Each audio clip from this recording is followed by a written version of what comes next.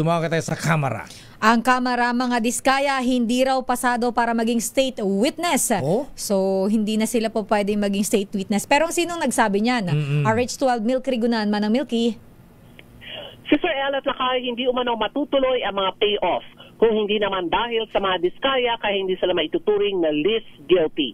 Ayon kay Bicol Saraw Party List Representative Terry Ridon, ang co-chair ng House Infracom, hindi papasal na maging state witness ang mga Diskaya. Sabi ni Ridon, mahigpit ang kondisyon ng Department of Justice na dapat least guilty at ibalik ang nakulimbak nilang pera. Konesyon din ni Ridon ang affidavit ni Diskaya sa hearing ng Senate Blue Ribbon Committee dahil selective ang gusto lang ituro sa issue ng flood control project anomaly. Paliwanag ni Ridon kung totoo na sila isa sa mga top contractor at may mga nagawa ng flood at infra projects noon pang nagdaang Pinoy at Duterte administrations, ibig bang sabihin ngayon lang sa Marcos Jr. administration ang issue ng kickback?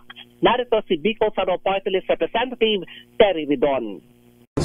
The question that they need to address is, kailan ba talaga nagsimula ang lahat ng ito?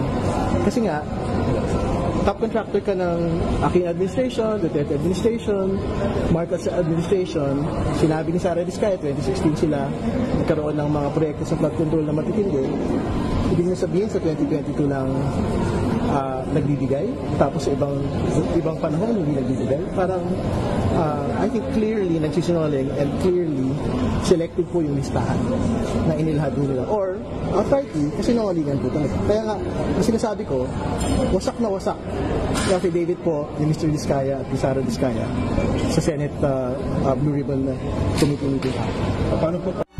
Samantala, Lakay, sinabi ni Ridon, welcome sina Senators Jinggoy Estrada at Joel Villanueva na pumunta sa susunod na hearing ng House Infracom. Ito ay matapos idawit ang kanilang pangalan ni dating DPWH Assistant Engineer Bryce Fernandez na tumatanggap umano ng 30% sa bawat inilalapag na flood control project sa Bulacan.